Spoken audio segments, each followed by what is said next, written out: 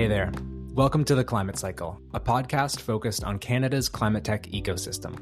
In each episode, we sit down with founders building climate solutions right here in Canada to better understand the challenges presented by climate change and what we can do about it. In today's episode, we're talking to Stephanie Lipp, co-founder and CEO of MycoFutures. MycoFutures is creating a new material for the fashion industry using mycelium, the root system of fungi. Their material is a leather alternative that is animal-free, plastic-free, and non-toxic. Animal-based leathers contribute to a number of climate issues. Revenue from selling hides helps perpetuate the beef industry, which is a major contributor to methane emissions and deforestation. Leather production also contributes to water pollution and human health impacts, particularly from the tanning process. Even many vegan leathers are often made from polyvinyl chloride or polyurethane, both of which come from fossil fuels. By combining mushroom cultivation techniques, vertical farming technology, and new ways of tanning, MycoFutures is developing innovative materials that have both the look and feel of leather, but without the environmental impact. In my conversation with Stephanie, we talk about her journey from mushroom farming in rural Newfoundland to materials startup, the differences between mushrooms and mycelium and how their material is actually produced, their experience working with the unique material requirements for fashion companies, the road to scaling up, and a whole lot more. Let's get into it. Stephanie, thanks for joining us today. Hi, Justin. Thanks for having me. I am really excited to learn more about MycoFutures and kind of what you're doing. So maybe kick us off. Tell us about what MycoFutures does and kind of how the company came to be. Sure. MycoFutures is a next-gen materials innovation company, and what we're doing is leveraging the efficiencies of precision vertical agriculture to grow just the root system of mushrooms, and then using our proprietary non-toxic tanning method to turn that resulting biomass into a leather alternative that doesn't have any plastics, animals, or toxic chemicals used on it, because we really think that starting with the fashion industry and other industries need to shift the way that they use materials and bring that into a scalable and circular future. The way we started this startup was really unexpectedly. My co-founder, Leo, and I are originally from Ontario, but just about 5 years ago, we moved to a rural town in Newfoundland to start a gourmet mushroom farm where we wanted to address food security in a place that relied on the majority of its food being trucked in. And one of the biggest problems with that is being an island. If there was ever interruptions on the ferry, the island only had about 36 hours worth of food at any given time. And the town we moved to was experiencing a cultural and economic renaissance after the cotton moratorium of the 1990s shut down the cotton industry in these small towns, which was really their biggest source of employment and income. But this town, Bonavista, was coming back from that with a lot of young people moving in, starting businesses. And so we thought it would be a great place to unfold our vision of food culture, nutrition, and self-sufficiency, not only for the tourists that flocked to this town, but for, the local community that was becoming more and more vibrant every year. And so we were well in our plans of starting a mushroom farm. And shortly after we moved there, the pandemic hit. So we were selling mushrooms on the peninsula with a weekly subscription service, driving up and down to these small little hamlet towns. And some of these people had never seen the type of mushrooms we were selling, lion's mane, shiitake, oyster mushrooms. They had either grown up eating gray, slimy canned mushrooms, or they just weren't interested. And so it was really amazing to see people's reaction to this new selection of food that was grown locally. But how that turned into a material startup was one day Leo was cleaning out the grow room, and there was a bag of mushrooms that never actually grew the fruiting body, the mushroom part. And so he wanted to spread the bag on our lawn as fertilizer, kind of our own version of circular economy. But when he went to roll over it, the mycelium that had colonized the bag was so strong it broke our lawnmower. The blades just froze. We took a hammer to it and an axe. Nothing would break this fruiting block. So Leo realized that we had a strain of fungi with these really strong mechanical characteristics. During this time, we had been following all the amazing innovations in fungi, from psychedelics, nutraceuticals, bioremediation, packaging, and leather alternatives. And we never really thought that was something we were going to do. It was, this big idea, this big innovation, and we just wanted our quiet life by the ocean. But we talked with our advisor and our pre-accelerator program that we were in during that time. And he pointed out how materials was like a growing opportunity and there was a huge need for it. So we started doing research. We redid our pitch deck, and Leo, within 3 months, created our first product prototype. And that led us to win the Bio Innovation Challenge pitch competition for Atlantic Canada that year. So we had a bit of confidence, a bit of capital, and a prototype. And so we decided to jump into startup life, which we truly didn't know anything about. And the first thing we did, of course, is talk to customers, because that's the most important thing. And leveraging some of my former acquaintances and friends, being a fashion photographer, we're able to talk to some brands and designers and stylists and really understand that there was this growing need from designers who wanted to transform the fashion industry to something that epitomized waste into something that was more positive looking forward. That's awesome. That's such a great story. And it's nice to have advisors around you who will push you to go for the big thing, as intimidating as that probably is. So you touched briefly on the fashion industry. I'd love to know, what is the broader problem that MycoFutures is solving, and kind of tell me a little bit more about the issue with both, I guess, animal-based leathers and some of the current vegan faux leather alternatives. Yes, it's a really big problem, and it has a lot of ripples through a lot of different supply chains, but it comes down to the overarching fact that the fashion industry is responsible for about 10% of the world's carbon emissions all throughout the supply chain. And so when we drill down and look at leather and synthetics, leather, as you know, comes from cows predominantly. And the industry will often frame it that leather is a byproduct of the beef industry, but I would say they're very codependent co-products of each other. But we also know that there's lots of issues with the beef industry.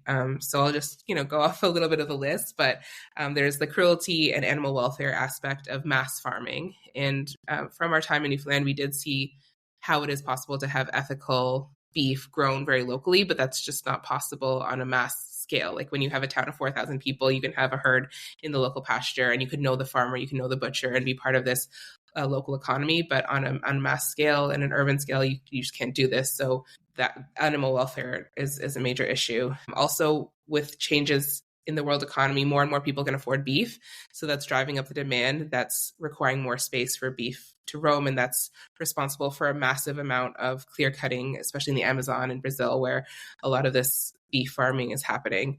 Then you look at the methane that's released en masse by cattle. There's a lot of really interesting innovations in terms of changing their feed to reduce these methane emissions, but overall that's a pretty serious problem. Then there's the water contamination issue of mass herds and their waste products. And then when you go into the actual harvesting of their hides, because of this influx of beef on the market, there's a lot of resulting hides, but that means that leather buyers can be a lot more choosy. So there's actually a lot of waste that comes out. Not every single harvested hide is turned into leather. It's often burned or just thrown into the landfill.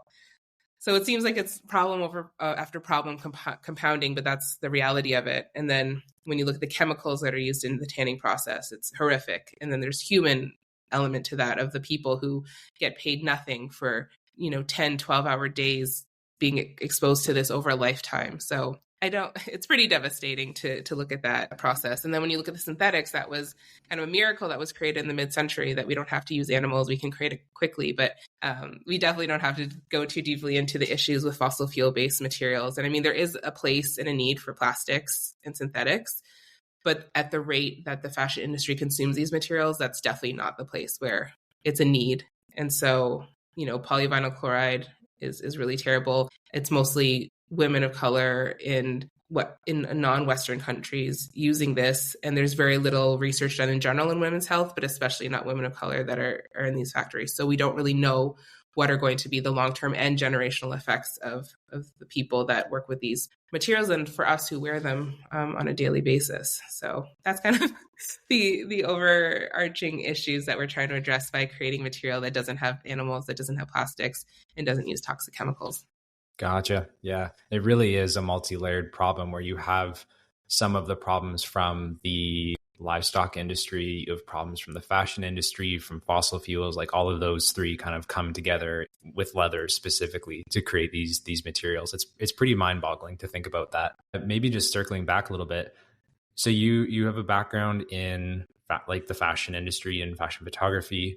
For you personally, what motivated you to dedicate your time and career to these types of problems? Like, where does this kind of motivation come from?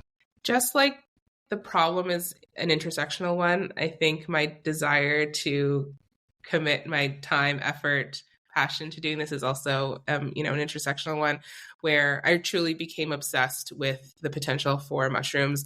They're regenerative, they consume waste, they don't produce any bad byproducts. It's a truly ancient process that we can use modern technology to transform into something that can really help us going forward. And then in terms of my, experience in the fashion industry, it's a challenging industry in a lot of ways. There's lots of things I don't really agree with, from waste and consumption to body image. But at the same time, as a creative person, fashion is and has been throughout history a way that humans express themselves.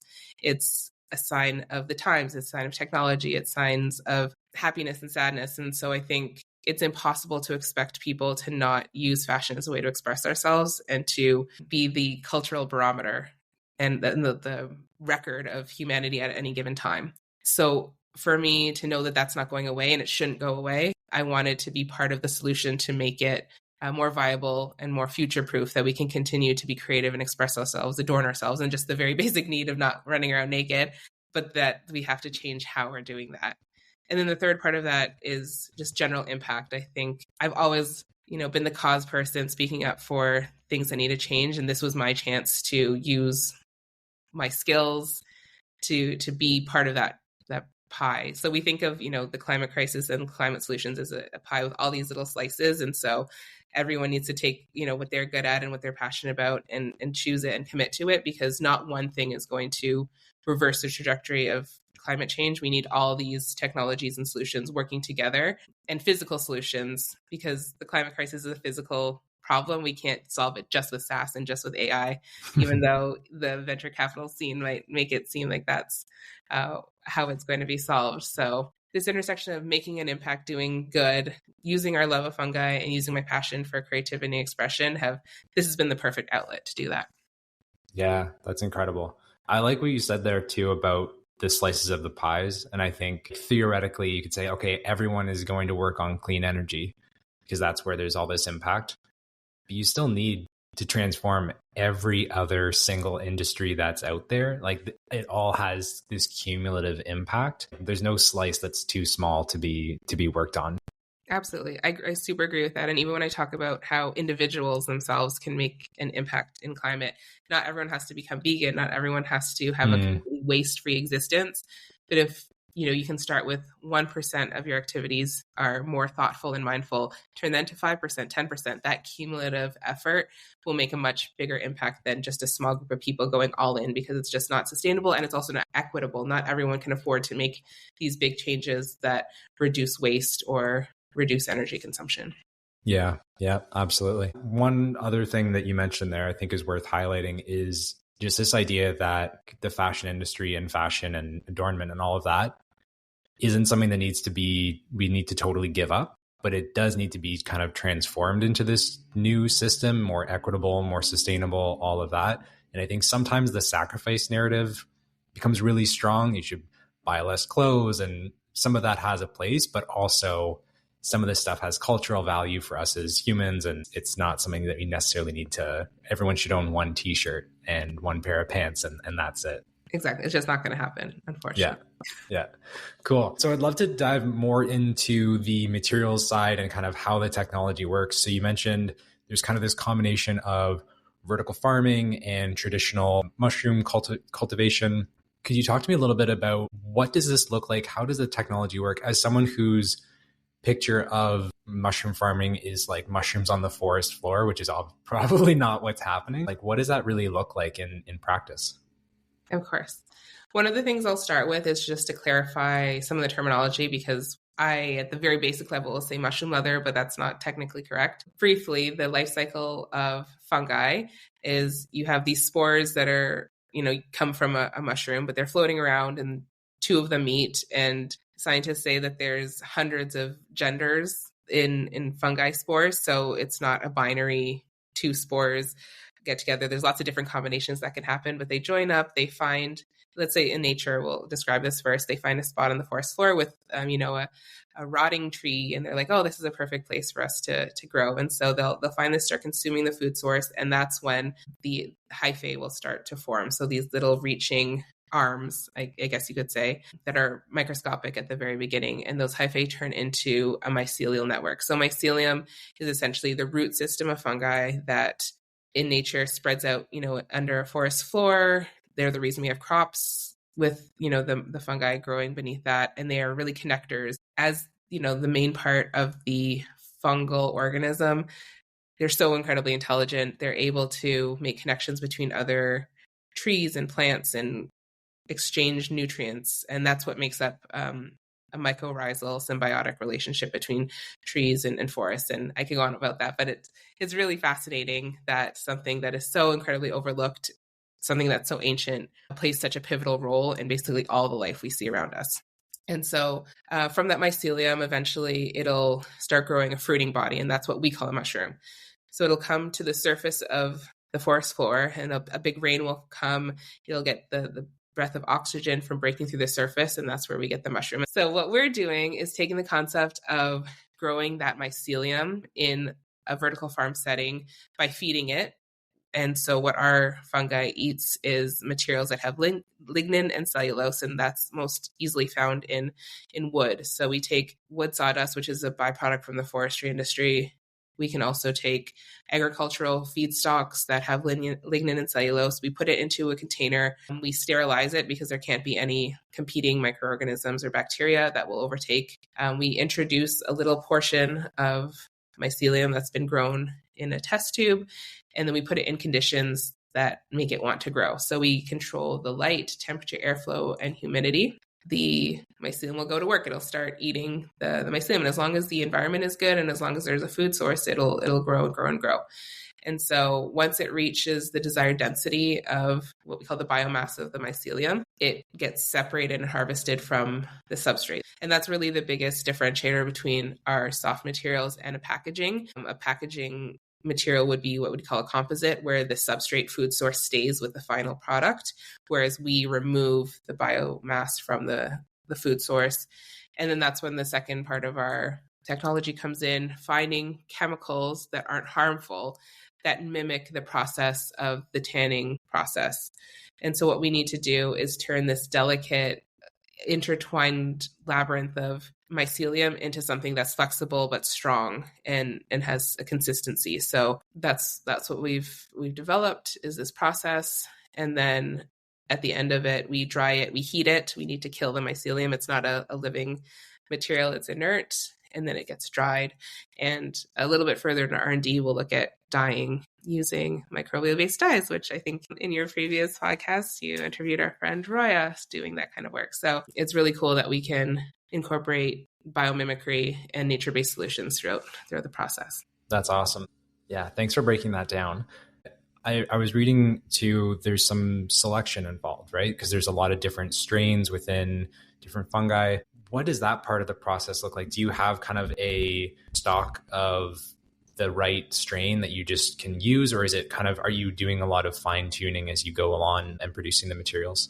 We haven't dived as deep as we plan to yet with strain selection optimization. We've found a minimum viable strain that we don't genetically modify our strains, but we generationally optimize them. So every generation of fungi from the original source can have different characteristics. And every time a new thread of mycelium forms, it's kind of like new possibilities of characteristics. So you can do several different propagations of the original strain and get different effects. And then you pick the one that has the strongest mycelium, and then you propagate that again. And so it's a really interesting process.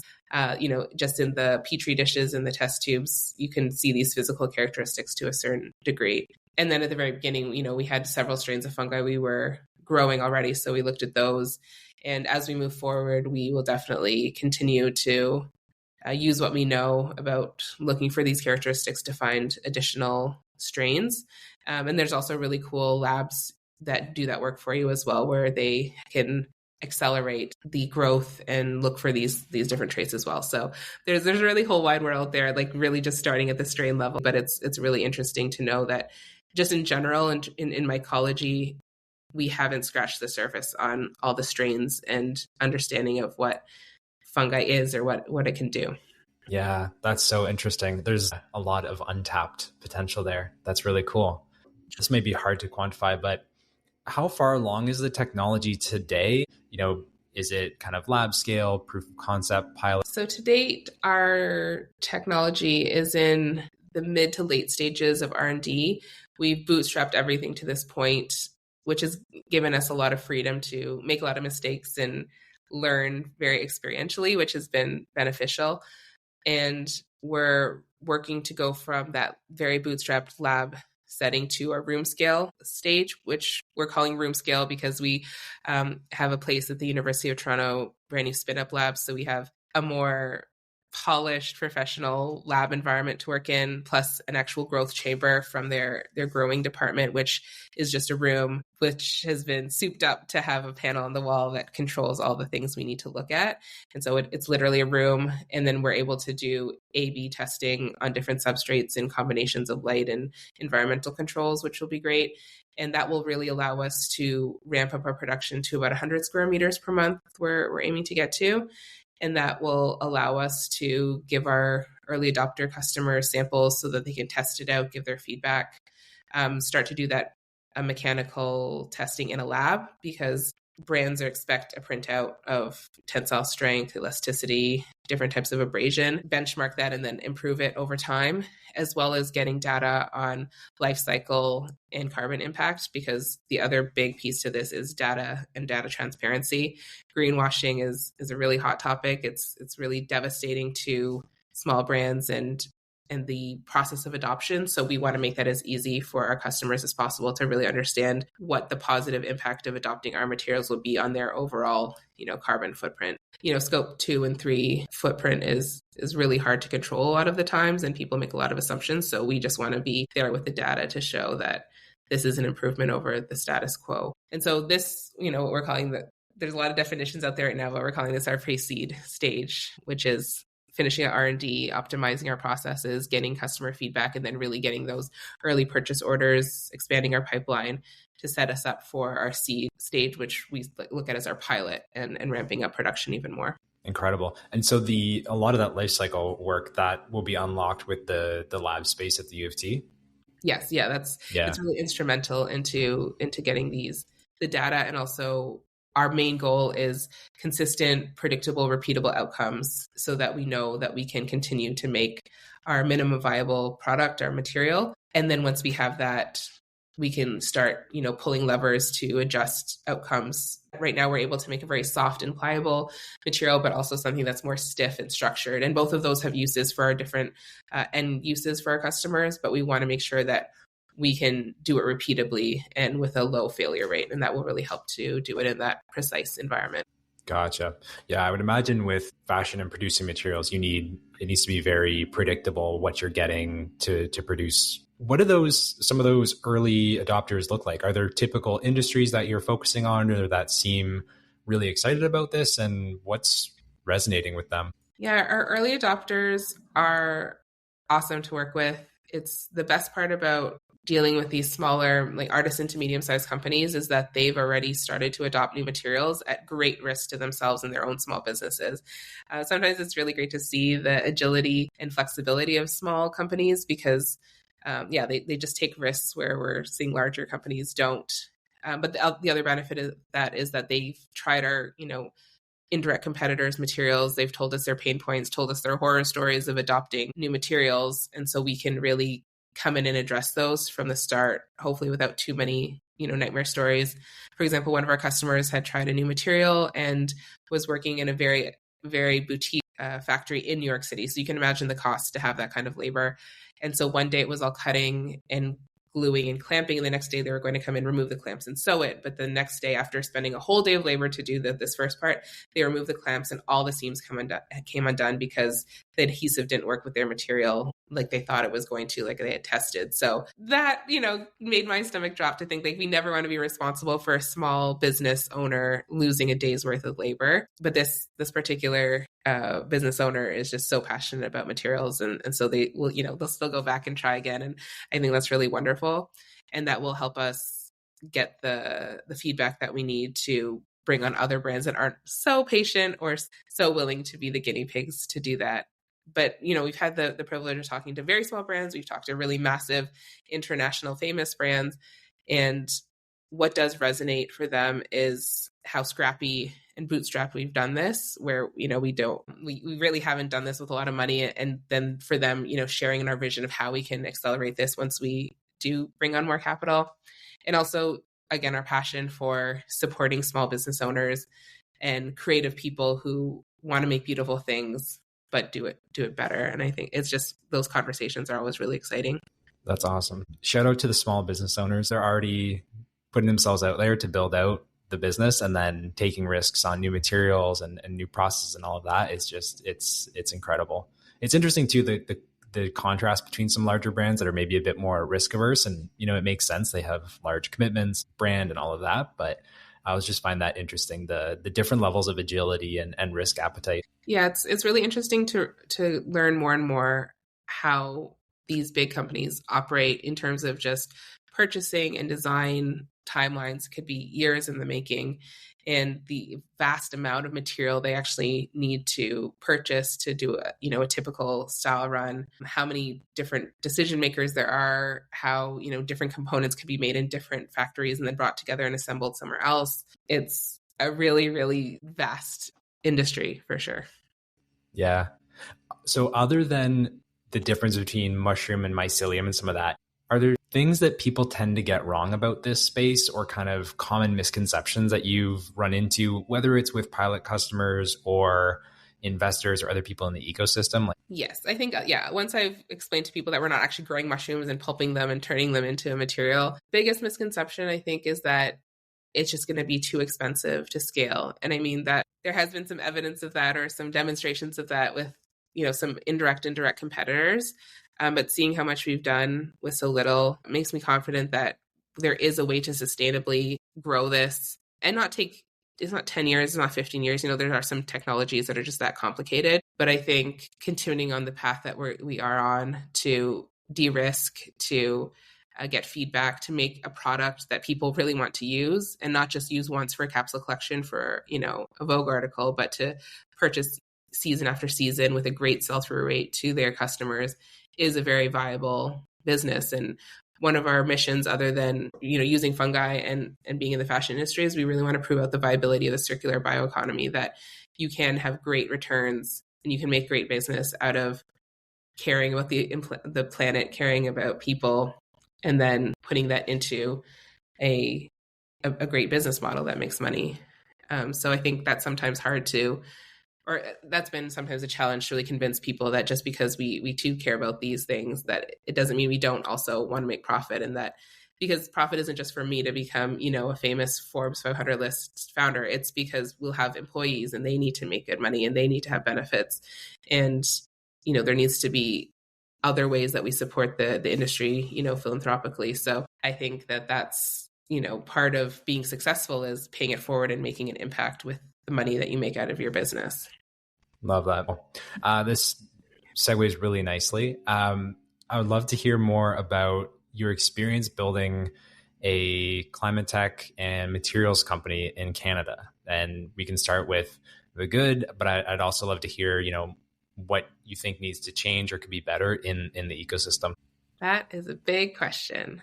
I guess the way I'll start with this is saying that it has been such a privilege to be able to do something that I'm passionate about, because not everyone gets to just decide one day I'm going to start a gourmet mushroom farm. Okay, now I'm going to do a material. So despite the challenges, it's definitely a privilege to have been able to have the choice to go into this a wild adventure. The support system that we found along the way has been amazing, starting the Genesis Center in the Newfoundland and Labrador Organization of Women Entrepreneurs early on, but then going into going to Mars in Toronto, Altitude Accelerator. Just there's so many organizations of people that have been patient with me, taught us, supported us, connected us, extended their platforms so I could share our story, allowed me to be a female CEO in STEM and be the representation that I never saw. So that has all been incredibly positive and just personally enriching. And I've grown so much from the learning and from putting myself out there in ways that I really, really never thought I could. I think that the challenging part of that is so many people support us. And then there's a really big desert. And then there's people who write checks. And it's not to say that investors aren't supportive, but we came into this at a very unfortunate time between the economy, performance of what we call the first wave of next generation materials innovators, greenwashing. All these things made it really, really difficult for that early risk capital, as opposed if we had done this maybe 4 years ago. I feel like, those were the times of checks on napkin ideas. And not to say that any founder ever had it easy. It's always going to be hard, but I do feel, especially from the feedback we've gotten, it's been particularly difficult for us. And I think that there's a really big focus in Canada on clean tech, but in very specific verticals within clean tech. So energy, oceans, oil and gas, forestry. And what I kind of see this as is all extractive industries, which again, we cannot completely eradicate them. And there should be disruption in these industries, but that's kind of left us as being the other and a little bit misunderstood or not fitting into the wider story of how Canada's changing its industry. And what I found that really being in Europe with Mass Challenge Accelerator and some other opportunities there, people get it. I've never had to explain what mycelium was. People are like really excited to see a bag made out of, mushroom leather.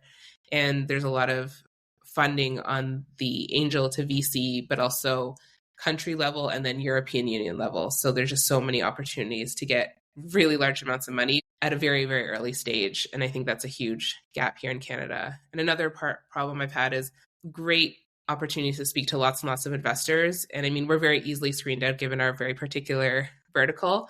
But the very early stage investors that'll speak to us don't rate lead rounds. And then the super thesis aligned investors or like, can't wait to see in your Series A who lead rounds, but they rate $1 million checks, $5 million checks. And so there's just this unfortunate alignment with stage and thesis that we've kind of been in the middle of in trying to raise this round. That's really interesting. I've heard similar things from many people. It's interesting that there's this gap at that intersection of climate, but specifically kind of non-extractive and anything outside those main areas and the early stages. But I think your point about the focus on energy and extraction is a really good one. I think that's Canada kind of has fallen into the staples trap of focusing on those extraction and resource areas. And then outside of software and like maybe some AI and things like that, kind of haven't really grabbed these other opportunities as much as maybe some other countries.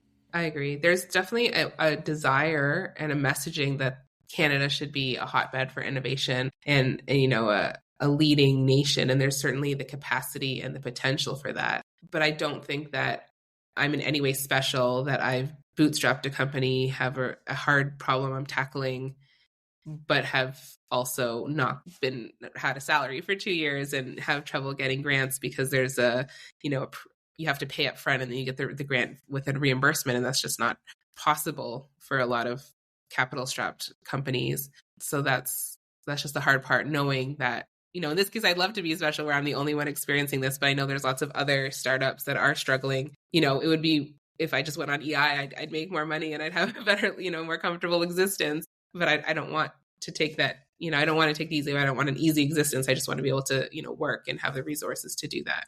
Yeah. What are the top things that you would like to see change in the ecosystem, whether it's more active angels or grant funding change or those lead investors? Like, what do you think are kind of like the top couple of things you'd love to see change in the ecosystem? I think that there needs to be a return to not easy free money up front. I think that's just not possible in this economy, but there needs to be opportunities where a well-vetted, well-networked an ecosystem startup can get grants like cash upfront and not have to rely on pitch competitions, because even that is like a lot of labor it's almost like playing the lottery in that, because there's so many great startups that you shouldn't have to compete against people in your own stage to get going. And then, I've seen sometimes the same startups winning over and over and over again, which is great. I would never take away another startup's success, but then it leaves everyone else, with nothing. And so there isn't really an equitable distribution of those type of free funds. And then I think maybe more collaboration between organizations vetting companies and then bringing them to investors as like vouching for them, especially in the sciences, because not fun people can't know all these different scientific processes and be able to make a decision of whether it's a good science. So one of the things I suggested to a cluster out in BC in the, I guess, circular economy and bio-based solutions is to create an office or a team that will pre-vet companies, make a report about them so that they can take that to funds to be like, this is a group of people, scientists who know what they're talking about. We've worked with them. They know what we're doing. They think this is viable. They know we can do it. And then have that kind of stamp of approval to take to funds and make them feel more comfortable on the tech side. And then that way they're only worrying about, is the business model viable? Do we like the founders? Are they credible? But then, to get to that, you have this other group of advisors behind you. So I think more collaboration to support and approve founders for having done, what they're supposed to do, because it cannot always be the traditional traction of pre-sales or revenue or things like that. When you're dealing with deep tech or these big climate solutions, that's not always going to be easy to get. And you shouldn't have to spend too much. You should always be talking to your customers, but trying to sell something too soon before it's ready, I think can be dangerous. And that leads you down to the trap of disappointing people and then, being part of this hype loop rather than an actual success loop. For sure. Yeah. I love that idea about kind of enlisting these scientific experts to help de-risk and almost like third-party due diligence. So I think that's a super interesting path to help de-risk some of these things that maybe are super viable, but maybe just someone doesn't have the scientific background to do the diligence on their own. Was there anything else that we didn't cover that we should have? One of the things I always bring up when I'm asked this question is just my, moment of evangelizing the concept of responsible consumption and production. So whatever way it is that, an individual has the capacity for, that's just what I ask for. It's not even to invest in us or which you should still do, but to just think about the ways that you can responsibly consume. Just, I always encourage, just take an extra moment to think, like, should I buy this disposable package, or should I remember to bring a water bottle and a tote bag? Can I turn down the air conditioning a few degrees? Can I wear an extra sweater in the winter? And again, these seem like kind of basic things that you see on a PSA somewhere, but I do really believe in the power of the collective conscience cooperating towards a common goal. So, and then I hope that will have an upstream trickle into bigger industries where they also now make these commitments to do the easy thing first and then challenge themselves as they go forward to make the changes that will cumulatively avoid the consequences of climate change that are coming. And then just remember that in the privileged Western world, we'll be the last to have the most acute effects of that. And it will be people in other places that are going to suffer first. And we should, have a global mind to protect them from that if we can do something about it. Love that.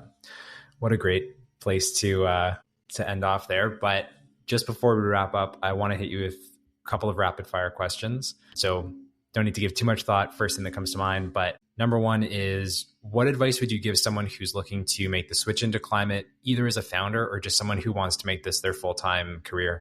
Go for it, for sure. That's been something that's been driving. People are like, how did you do this? And all I usually answer is, I just went for it. Life's definitely too short to not do something that you're passionate about. And again, you don't have to be doing some groundbreaking technology, but if you can work for a startup or use your accounting to, work in a firm that can change the way they do things, I think that's really important. So yeah, go for it. Awesome. And then any recommended books, podcasts, newsletters, any recommended resources or reading that has really stuck out for you, whether related to, mycelium or climate tech or just in life?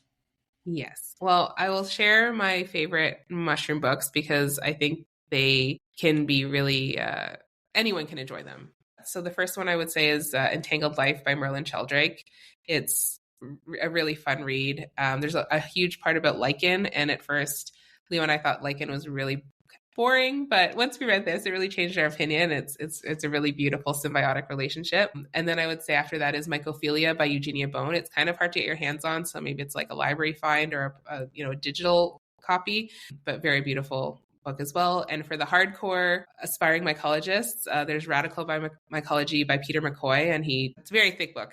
But he talks about bioremediation and a lot about mycelium in there. And for people who just want a really fun watch, if you have not seen Fantastic Fungi yet, I believe it's still on Netflix. It's a really great documentary with the visuals to match. It's just everyone who I meet are like, oh, I saw Fantastic Fungi and it changed everything I thought about fungi. And I think that's such a great thing to hear. And so I think that's a great starting point if you haven't really gotten into the mushrooms yet, but that will definitely hook you. Awesome. Yeah, Entangled Life has been on my to-read list for way too long. I really need to bump that up. And then finally, any ask for the people listening, and where can people find you? Great. Well, you can find us at myceliumofthefuture.com or just Google MycoFutures. We have good search engine optimization, if I may say so myself. We're also, LinkedIn is really where I'm most active, where we share all the stuff we're doing, and I always answer messages, so I'm happy to answer any questions or get in touch there. My ask is if there's any brands out there who are looking to adopt new materials, I'd love to chat to you, whether you're in our target markets of smaller leather goods and accessories, or there's something I haven't even imagined yet. The sky's the limit at this point. And also we're raising our pre-seed round, so if you're an investor in the early stages, you're interested to talk, I'm very happy to send over my deck. Awesome. Well, thanks, Stephanie, for joining us. This was a really great conversation. I learned a lot. And thanks for spending some time with us. Thank you so much for having me, Justin. It's always a pleasure to share my story, and this was a great chat with you.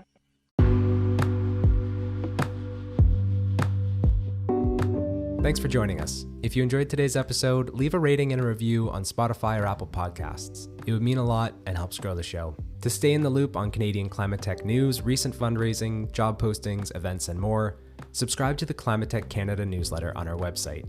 Thanks for listening. We'll see you next time.